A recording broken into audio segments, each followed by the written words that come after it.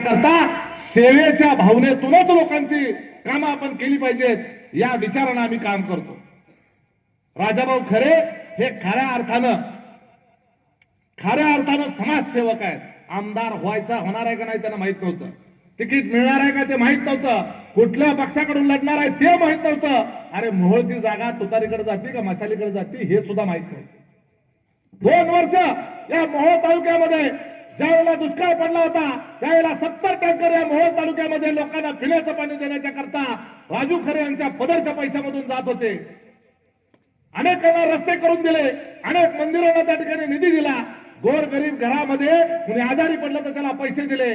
आज त्यांनी उदाहरण दिलं की त्या 2 माझ्या भगिनी ऍक्सिडेंट मध्ये वारल्यानंतर खिशातले 50-50 हजार रुपये काढून त्या कुटुंबाला दिले. एक दलित कुटुंबातला गरीब घरातला माणूस, एका टांगेवाल्याचा पोरगा आज त्या ठिकाणी त्या गरीब घरामध्ये खिशात हात घालू शकतो. परंतु हजारो कोटी रुपयाच्या कारखान्याचा मालक असलेला, 50 कोटी रुपयाच्या घरामध्ये राहणारा, लाखो करोड रुपयाच्या गाड्यांमध्ये फिरणारी माणसं खिशामधून 5 रुपये सुद्धा त्या गरीब लोकांना देण्यासाठी काढू शकत नाहीत. अशा पद्धतीचा हा फरक या संपूर्ण तालुक्यामध्ये. एका बाजूला ते 6 वेळा आमदार झालेले, मंत्रीपद भूषवलेली माणसं आणि पहिल्यांदाच आमदार झालेला माणूस. गरीबाच्या प्रती स्वतःच्या मनामध्ये भावना असावी लागते, अंतःकरण पिळवटून जावं लागतं. आमदार साहेबांनी मगाशी उल्लेख केला, या तालुक्यावर मोठं संकट आलं, या वेळेला प्रचंड मोठ्या प्रमाणावर पाऊस झाला, अतिवृष्टी झाली, महापूर आला, आमच्या शेतकऱ्याचं उभं पीक त्या ठिकाणी पाण्यामध्ये वाहून गेलं, अनेक शेतकऱ्यांची घरदारं उद्ध्वस्त झाली, संसार उद्ध्वस्त झाला, उभं पीक डोळ्या देखत संपून गेलं, काही जणांची घरं सुद्धा वाहून गेली, घराचा संसार सगळा उघड्यावर पडला. आणि हा काळाराजे पाटील मोळी पूजनाच्या कार्यक्रमाला म्हणतो काय, या वेळेला मोहोळ तालुक्यावर पावसाची कृपा झाली.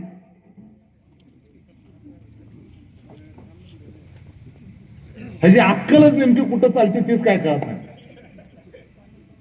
जिकडे तिकडे पैसे पैसे पैसे. अरे पावसाची कृपा झाली का अकृपा झाली? ओला दुष्काळ झाला, या संपूर्ण शेतकऱ्याची घरदारं उद्ध्वस्त झाली, शेती उद्ध्वस्त झाली, महिना ऊसामधून पाणी हल्लं नाही जागेवरनं. तूर उडीद जे काय असेल, कांदा असेल, काय जे असेल ते सगळं पाण्यामध्ये बुडून गेलं. आमच्या शेतकऱ्यांनी कर्ज काढून आमची त्या ठिकाणी जे पिकवलेलं होतं, आमच्या बागा सुद्धा उद्ध्वस्त झाल्या, फळबागा उद्ध्वस्त झाल्या, द्राक्ष बागा उद्ध्वस्त झाल्या. आणि हा माणूस म्हणतो पावसाची कृपा झाली. शेतकरी उद्ध्वस्त झाल्यानंतर ऊसाचं पीक आता मोठ्या प्रमाणावर येणार, आमचा कारखाना आता गाळप मोठ्या प्रमाणावर होणार, आणि या वर्षी गाळप मोठ्या प्रमाणावर झालं, खचून पैसे मिळणार. जेवढा ऊस गाळप जास्त तेवढा काटा मारल्यानंतर कमिशन द्या. आमदार साहेब काट्याचा विषय काढला, अद्यापर्यंत अजूनही आमचं चॅलेंज आहे तुमच्या त्या चेअरमनला, लोकनेत्याच्या चेअरमनला, खाजगी काटा करून या, त्याची पावती दाखवा, मग त्यांच्या वजन काट्यावर न्या. जर काट्यामध्ये 1 किलोचा जरी फरक पडला तर 1 लाख रुपयाचं बक्षीस जाहीर करा. करत नाही. एक बेळगावचा एक शेतकरी आहे, चतुर आहे जरा, त्यानं आधी खाजगी काट्यावर नेलं, वजन केलं, 22 टन भरलं, 22.5 आणि मग लोकनेत्यावर गेला, 17 टन भरलं. 2200 का 22 किती म्हणतात त्याला, म्हणजे किती कमी बसलं, 5 टन कमी. मग त्याने टाकला, घातला नाही वस्तीचा. मग त्याच्यानंतर तो इंडियन शुगरला गेला, तिथं 1800 किलो, म्हणजे 2250च्या आणि यात फरक बघा, म्हणजे 18 टन भरलं. त्याच्यानंतर मग ते सावंताचा कारखाना कुठला आहे, हा भैरवनाथला का कुठे गेला, तिथं 21 टन का 21.5 टन भरलं, म्हणजे 1 टन कमी. मग मला मी तिथं घातला ऊस.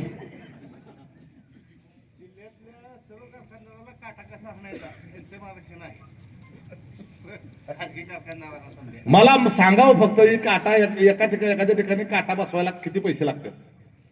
ह्या जिल्ह्यातल्या सगळ्या कारखान्यात किमान आपल्या तालुक्यातल्या कारखान्याच्याकडे जाणाऱ्या सगळ्या रस्त्यावर उमेश पाटील काटाच बसवून टाकतो खासगी, आणि शेतकऱ्याला फुकटच देऊ आपण. एकच काम करायचं, आपल्या काट्यावरचं वजन आणि तिथल्या कारखान्यातल्या काट्यावरचं वजन जर त्याच्यात फरक आला तर ती लगेचच ऊसच बाहेर काढायचा आणि तिथंच बडवायला चालू करायचं. पाहिजे तर लोक कारखान्यासाठी शेअर्स घेतात. आपण खाजगी काटे उभे करण्याचं करता, आपण तर काय कारखानदार नाही.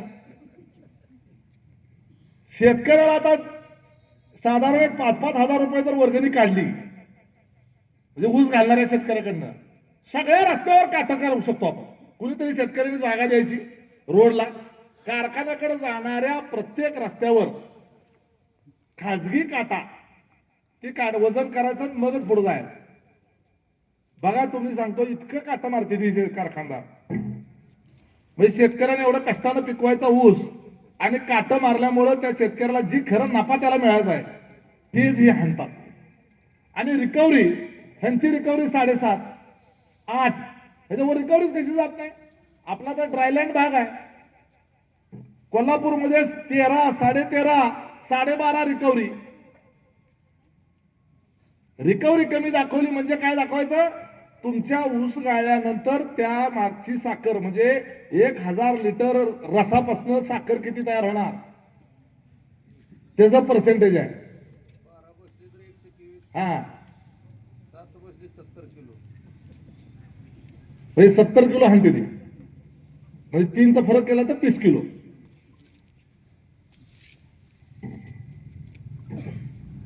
चोऱ्या करून अशा पद्धतीने शेतकऱ्याला लुबाडणारी ही सगळी जी माणसं आहेत, याच्याकरता सामान्य घरातली पोरं आपल्या राजकुमार पाटलासारखी, त्यांचा काय कारखाना नाही काय नाही, शिक्षक माणूस आहे परंतु गावासाठी काहीतरी करण्याची धडपड आहे, तळमळ आहे. राजाभाऊ सारखा टांगेवाल्याचा मुलगा, आमचे वडील काय होतं, काय शेतकरी साधे, आमचं काय ग्रामपंचायत सदस्य नव्हता. अशा माणसाच्या हातात सत्ता करून द्या, कारण सगळ्या झळा गरिबीच्या बघितल्यात हो. त्यांना काहीच नाही, सोन्यात चमचे घेऊन पोटात जन्माला आलेले आहे ते, आणि त्याच्यामुळे यांना ज्या गरीबाचं काय वाटतच नाही. आम्ही त्या ठिकाणी त्या संपूर्ण अतिवृष्टी झाल्यानंतर 33-34 गावामध्ये आम्ही भेटी द्यायला गेलो. त्या गोरगरीब लोकांना एक प्रकारचा आधार द्यायला गेलो. मग त्यांच्या कार्यकर्त्यांनी सांगितलं, अहो आमदारांचे उमेश पाटील लय फिरायला लागले, जे आपल्याला जायला पाहिजे, लोकांचं सांत्वन केलं पाहिजे, लय महापूर आलाय, लोकांच्या घरादारात पाणी गेले, शेतीत पाणी गेलंय. ते आमदार उमेश पाटील फार पाण्यात चिखलात उतरून लोकांच्या वाड्या वस्त्यापर्यंत जायला लागले, आपण बी गेलं पाहिजे. हा काळाराजे पाटील काय म्हणतो माहितीये का, 2029 पर्यंत लोक लक्षात ठेवत नाही ते इसरते मला किती फिरलं तरी काय बी केलं मदत केली तरी. म्हणजे वृत्ती काय आहे, प्रत्येक गोष्ट मतासाठी नसते. मत मिळवण्याच्या करता, मत मिळत नसतील तर काहीच करायचं नाही, मत मिळत असतील तर लोटांकन घालायला तयार आहे. आणि त्यामुळं उद्याच्या जिल्हा परिषद आणि पंचायत समितीच्या निवडणुका अतिशय महत्वाच्या आहेत, लक्षात ठेवा. ह्या गावामध्ये किती पक्ष किती पार्ट्या माहित नाही, कोणता गट आहे कोणता तट आहे माहित नाही, परंतु हा उमेश पाटील या ठिकाणी तुम्हाला आवर्जून सांगतो, या निवडणुकीमध्ये पुन्हा जर हा जिवंत झाला तर हा तुम्हाला साप चावल्याशिवाय राहणार नाही, लक्षात ठेवा. त्यामुळे आता सापाचं राहिलं शिपूट, मुंडकं चेचले. आता नगरपालिकेत बरगाड्या मोकळ्या केल्यात, आता फक्त शेपटाची वळवर राहिली झेडपी पंचायत समिती, तेवढं सुद्धा आता मिटवावं लागतंय. आणि त्यामुळं जे म्हणून आंगरकरांचे विरोधक म्हणून घेणारे जे म्हणून नेते बिते आहेत गावागावातले वाद, बघा आम्ही मोहोळमध्ये सांगत होतो सगळेजण एकत्र येऊ. आपण जे विधानसभेच्या निवडणुकीला जे म्हणून एकत्र होते त्या सगळ्यांनी एकत्र येऊ म्हणून सांगत, ऐकलं नाही. आमदार साहेबांच्या रणनीतीनुसार तुतारीचे असल्यामुळे त्यांना लई सभेला येता येत नव्हतं, परंतु त्यांनी जी रणनीती तयार केली त्या रणनीतीनुसार आम्ही एकच चिन्ह द्यायला ठरवलं, धनुष्यबाण दिला. आणि धनुष्यबाणावर आपली सगळी माणसं उभा केली, बाकी जे करायचं ते केलं. परंतु 10,000 रुपये मताला दिलं. विरोधकाची मतात विभागणी व्हावी म्हणून मशालीवर सेपरेट उमेदवार, तुतारीवर सेपरेट उमेदवार, पंजावर सेपरेट उमेदवार, ही सगळी विरोधातली मतं विरोधातल्या मतामध्ये फूट पाडून निवडून यायचं असा प्लॅन केला गेला. परंतु मोहोळ 72 मोहोळच्या मतदारांनी यांना यांची जागा दाखवली आणि मोहोळचा नगराध्यक्ष आज आपल्या विचाराचा निवडून आला. तशीच गत आता तिथं काय झाली, मशालीची अवस्था. मशालीच्या प्रमुख नेत्याची डिपॉझिट जप्त झाली. डिपॉझिट जप्त झालं. मोहोळ शहराचं नेतृत्व उमेश पाटलांनी मागच्या जिल्हा परिषदच्या निवडणुकीमध्ये डिपॉझिट घ्यायला होतं. आता बहिणीचं डिपॉझिट गेलं, पोराचं डिपॉझिट गेलं. आम्ही तुम्हाला सांगत होतो आणि तुम्हाला सन्मानही देत होतो, कारण तुम्ही आज या मोहोळ तालुक्यामध्ये या राजन पाटलाच्या अत्याचाराच्या विरोधात आणि अन्यायाच्या विरोधामध्ये आवाज उठवणारे तुम्ही एक नेते होता. त्यामुळे आम्हाला देखील तुमच्याबद्दल आदर होता. परंतु त्या लोकांना मदत होईल अशी राजकीय भूमिका घेऊ नका असं आम्ही तुम्हाला कळवळून हात जोडून विनंती करून सांगत होतो. परंतु तुम्ही जी भूमिका घेतली ती राजन पाटलाला मदत होईल अशा पद्धतीची राजकीय भूमिका घेतली. आता सुद्धा जिल्हा परिषद आणि पंचायत समितीच्या निवडणुकीमध्ये तिकिटाच्या नावाखाली, आमच्या उमेदवाराच्या नावाखाली कुठल्याही कारणामुळं ज्या व्यासपीठावर उमेश पाटील, राजाभाऊ खरे, चरणराज चौरे, रमेश पारसकर हे ज्या व्यासपीठावर असतील, आता विजयराज दादा पण हे ठरलं दिसतंय. आजच मीटिंग मध्ये ठरलं विजयराज दादाने त्या ठिकाणी घड्याळात याचा निर्णय घेतलाय. त्यामुळे आता आमच्या व्यासपीठावर विजयराज दादाही आले. मनोहर भाऊ आता या व्यासपीठावर आले.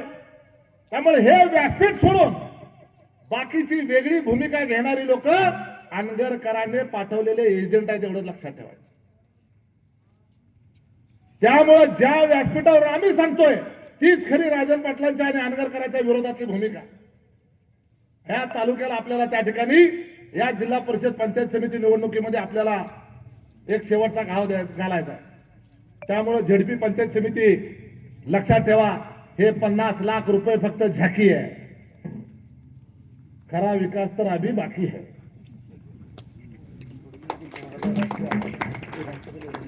राजाभाऊने सांगितलं 1072 मताचा लीड होता. मतदान किती आहे तुमच्या गावाचं? पोल किती झालं? 2400 पोल झालं.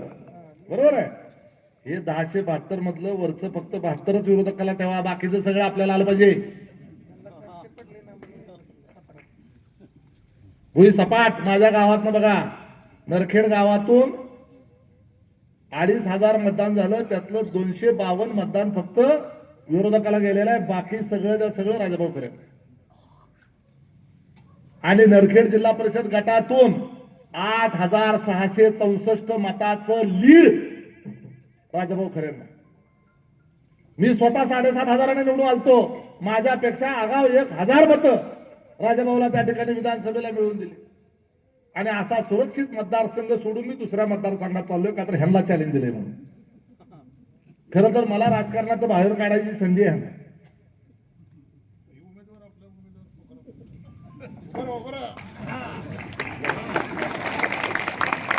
अजून कसं आहे, मी जिल्ह्याचा अध्यक्ष आहे राष्ट्रवादीचा.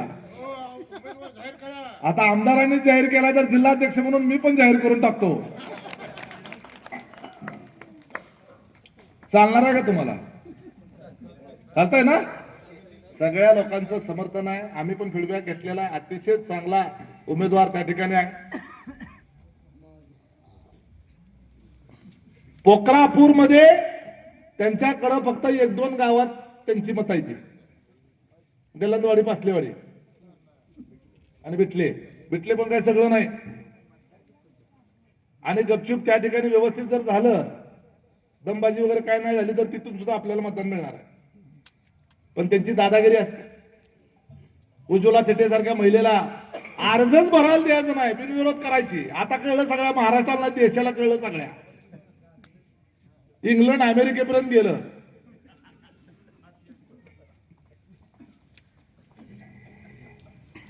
अनगरचं नाव इंग्लंड आणि अमेरिकेपर्यंत गेलं असं म्हणले पालकमंत्री. त्या इंग्लंडच्या राणीला प्रश्न पडला की भारताला ज्या वेळेला स्वातंत्र्य दिलं त्यावेळेला जी यादी केली होती कुठल्या कुठल्या गावाला स्वातंत्र्य द्यायचं आहे ते, त्याच्यात अनगर राहिलं का काय?